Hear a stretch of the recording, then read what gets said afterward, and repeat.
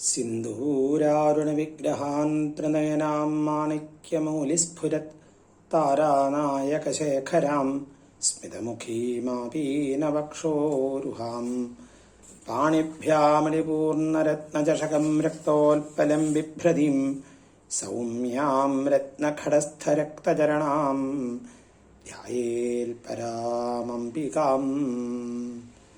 ഓം ശ്രീ ലളിതാംബികായൈ നമഃ. ഓം ഹ്രീം രമാദേവ്യൈ നമഃ. ശ്രീ ഗുരുഭ്യോ നമഃ. ലളിതാ അഷ്ടോത്തരം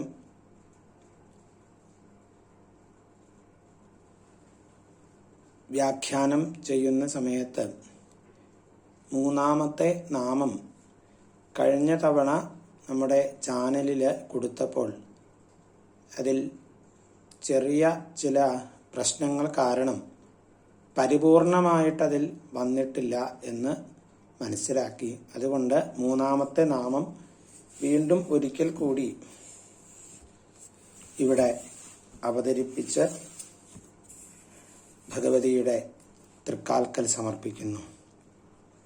ഓം ശങ്കരാർദ്ധാംഗസൗന്ദര്യശരീരായൈ നമോ നമഃ. അർത്ഥം: മഹാദേവന്റെ വാമാർദ്ധഭാഗമാകുന്ന സുന്ദര ശരീരത്തോടു കൂടിയ ഹേ ലളിതാംബികേ, അവിടേക്ക് മനസാ വാചാ കർമ്മണ അടിയൻ നമസ്കാരം അർപ്പിക്കുന്നു. ഭാവാർത്ഥം ചിന്തിക്കുമ്പോൾ ഭാരതീയ തത്വശാസ്ത്രത്തിലെ ഏറ്റവും മനോഹരമായ ഒരു പ്രതീത കൽപ്പനയാണ് അർദ്ധനാരീശ്വര സങ്കല്പം. കവി ഭാവനാമയമായ ഒരു ആവിഷ്കാരം കൂടി ആണ് ഇത്. ഇതുതന്നെയാണ് എനർജിയും മാറ്ററും എന്ന രണ്ട് സത്തക്കളുടെ സമ്മേളനമാണ് ഈ പ്രപഞ്ചത്തിലെ സർവവസ്തുക്കളും എന്ന് പറയുന്നതിനു പിന്നിലെയും താല്പര്യമെന്ന് നമുക്ക് തോന്നാം. ജഡവും ചൈതന്യവും ബ്രഹ്മവും മായയും പ്രകൃതിയും പുരുഷനും എന്നെല്ലാം പല വിധത്തിൽ ഈ ശിവശക്തി ഭാവത്തെ പ്രതിപാദിക്കപ്പെട്ടിട്ടുണ്ട്. ശ്രീചക്രത്തിൽ 5 ത്രികോണങ്ങൾ കീഴ്പോട്ടും 4 ത്രികോണങ്ങൾ മേൽപോട്ടും ആയിട്ടാണ് രൂപകൽപ്പന. താഴോട്ട് മുഖമായിട്ടുള്ള 5 കോണങ്ങൾക്ക് ശക്തികോണങ്ങൾ എന്നും മേൽപോട്ട് മുഖമായ 4 കോണുകൾക്ക് ശിവകോണങ്ങൾ എന്നും തന്ത്രശാസ്ത്ര പ്രസിദ്ധമായ സംജ്ഞ ഉണ്ടല്ലോ. ഈ രൂപകൽപ്പനയുടെ ആന്തരാർത്ഥം ചിന്തിക്കുമ്പോൾ അർദ്ധനാരീശ്വര സങ്കല്പം കുറച്ചുകൂടി നന്നായി നമുക്ക് ഗ്രഹിക്കാൻ കഴിയും. പൂജകന്റെ അഥവാ സാധകന്റെ അഭിമുഖമായി ശക്തികോണങ്ങൾ വരത്തക്ക നിലയിൽ വെച്ചാണ് പൂജിക്കുക എന്ന് കൂടി ഈ സന്ദർഭത്തിൽ പറയട്ടെ. മനുഷ്യന്റെ പ്രവർത്തന മേഖലയായ സാപേക്ഷ മണ്ഡലത്തിലേക്ക് ഇറങ്ങി നിൽക്കുന്ന ശക്തികോണങ്ങൾ ഈശ്വരന്റെ മാതൃഭാവത്തിന്റെ സൂചകങ്ങളാണ്. കുട്ടിയോട് കൂടുതൽ അടുപ്പം അമ്മയ്ക്ക് ആണല്ലോ. മാതൃഭാവത്തിൽ ദേവിയെ ഉപാസിക്കുന്നത് അവിടെ തന്നെ നിൽക്കാനല്ല, അതിലൂടെ ഉയർന്ന് പരമപദത്തിൽ എത്തുവാൻ കൂടി ആണ്. അതിന് ഏറ്റവും അപായരഹിതവും സുഗമവും ആയ മാർഗം ഇതുതന്നെ. സത്യം, ശിവം, സുന്ദരം എന്ന പ്രസിദ്ധമായ ബ്രഹ്മനിർവചനം നോക്കുക. ഒരു ത്രികോണം വരച്ച് അതിന്റെ 3 കോണുകൾക്കും ഇവയിൽ ഓരോ പേര് കൊടുക്കുകയാണെങ്കിൽ അടിയിലെ കോണ് സുന്ദരവും മുകളിലെ തുല്യമായ 2 കോണുകൾ സത്യശിവങ്ങളും ആയിരിക്കും. സാധകന് ആദ്യമായി ദൃഷ്ടിയിൽപ്പെടുന്നത് താഴെ നിന്ന് നോക്കുമ്പോൾ സുന്ദരമായ വസ്തു തന്നെ ആണല്ലോ. ഈ തത്വങ്ങളൊക്കെയാണ് ഇതിൽ സൂചിപ്പിച്ചിരിക്കുന്നത് എന്ന് സാരം. അപ്പോൾ പൗരുഷത്തിന്റെ ഗാംഭീര്യവും സ്ത്രീത്വത്തിന്റെ സൗന്ദര്യവും ചേർന്നതായിട്ടുള്ള അർദ്ധനാരീശ്വര സങ്കല്പം ഇത് സാമാന്യ ലോകത്തിന് വളരെ വലിയ ഒരു പാഠം കൂടി നൽകുന്നു. കാരണം ആ ഗാംഭീര്യത്തെ നമുക്ക് അനുഭവിക്കണം എന്നുണ്ടെങ്കിൽ ആ ഗാംഭീര്യത്തോട് സൗന്ദര്യത്തിൻ്റെ മാതൃഭാവം ചേരണം. ഈ മാതൃഭാവം നമുക്ക് അനുഭവവേദ്യമാകുന്നത് എപ്പോഴാണ്? ആ മാതൃഭാവത്തിൻ്റെ സ്നേഹത്തിലൂടെ ഗാംഭീര്യമാർന്ന ആ ശിവ പദവിയിൽ എത്തുമ്പോൾ കൂടി ആണ്. ഇങ്ങനെ സൗന്ദര്യത്തിൻ്റെ അഥവാ ഗാംഭീര്യത്തിൻ്റെ എല്ലാം ഒരു സമ്മിളിത രൂപമായിട്ട് ശ്രീ മഹാദേവനും ശ്രീ പാർവതീദേവിയുമായി വിളങ്ങുന്ന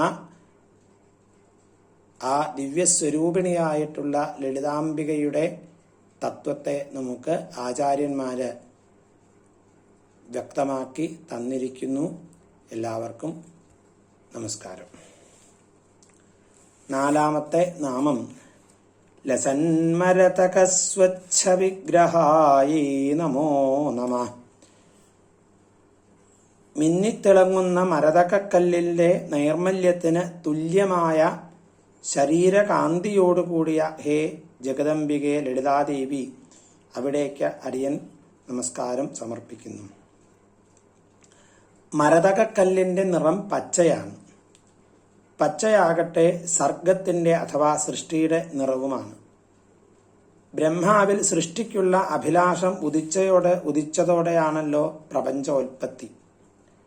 സൃഷ്ടിക്കപ്പെട്ട വസ്തുക്കളെല്ലാം വേദാന്ത ശാസ്ത്രപ്രകാരം ബ്രഹ്മത്തിന്റെ വിവർത്തന രൂപങ്ങളാണ്. ശാക്തേയ മതപ്രകാരം 36 തത്വങ്ങളും ബ്രഹ്മത്തിന്റെ അഥവാ ശിവശക്തൈക്യ രൂപിണിയുടെ രൂപാന്തരങ്ങൾ തന്നെ. അതിനാൽ ത്യാജ്യമായി ഈ പ്രപഞ്ചത്തിൽ ഒന്നും ഇല്ല. ബ്രഹ്മസത്യം ജഗത് ബ്രഹ്മ എന്നതാണ് ശാക്തേയ സിദ്ധാന്തം. സൃഷ്ടിയുടെ പ്രതീകമാണ് ദേവി. സദ്ഗുണങ്ങളുടെയും സദ്വിചാരങ്ങളുടെയും സത്സങ്കല്പങ്ങളുടെയും സ്രഷ്ടാവാണ് അമ്മ. ഭുക്തിമുക്തിപ്രദായിനി എന്ന നാമം അമ്മയ്ക്ക് മാത്രമേ യോജിക്കൂ. ആളിക്കത്തുന്ന തീയിൽ അല്പാൽപമായി നെയ്യ് ഒഴിച്ചാൽ കൂടുതൽ ആളിക്കത്തും. നേരെ മറിച്ച് ഒരു കുടം കണക്കിന് നെയ്യ് ഒന്നിച്ചുകൊണ്ട് കമഴ്ത്തിയാൽ തീ കെട്ടടങ്ങും. അതുപോലെ തൃഷ്ണയെ ശമിപ്പിക്കാൻ അല്പസ്വല്പമായ ഭോഗാനുഭവങ്ങളെക്കാൾ അമിതമായ ഭോഗാനുഭവത്തിന് ശക്തിയുണ്ട്. ശ്രീരാമകൃഷ്ണദേവന്റെ ജീവിതത്തിൽ ഇതിനെ ഉദാഹരിക്കുന്ന ഒരു സംഭവം ഉണ്ട്. ഒരിക്കൽ ശ്രീരാമകൃഷ്ണദേവന് അമിതമായ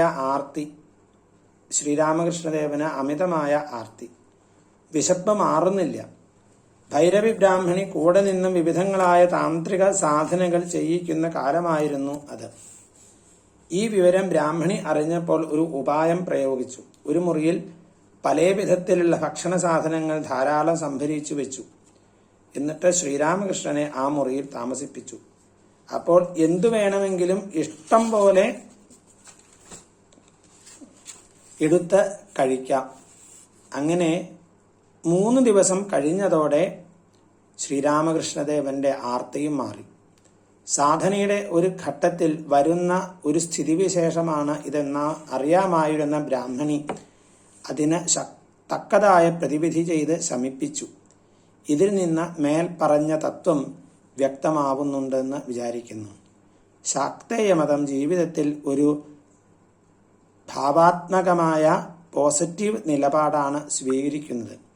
ഒരിക്കലും നെഗറ്റീവല്ല, നിഷേധാത്മകമല്ല, സൃഷ്ടിന്മുഖമാണ്, സംഹാരാത്മകമല്ല എന്ന തത്വവും അമ്മയുടെ ഈ മരതകപ്പച്ച വർണ്ണം കൊണ്ട് സൂചിപ്പിക്കുന്നു. എല്ലാവർക്കും നമസ്കാരം. ശ്രീ ജഗദംബികായേ നമഃ. ശ്രീരമാദേവ്യേ നമഃ.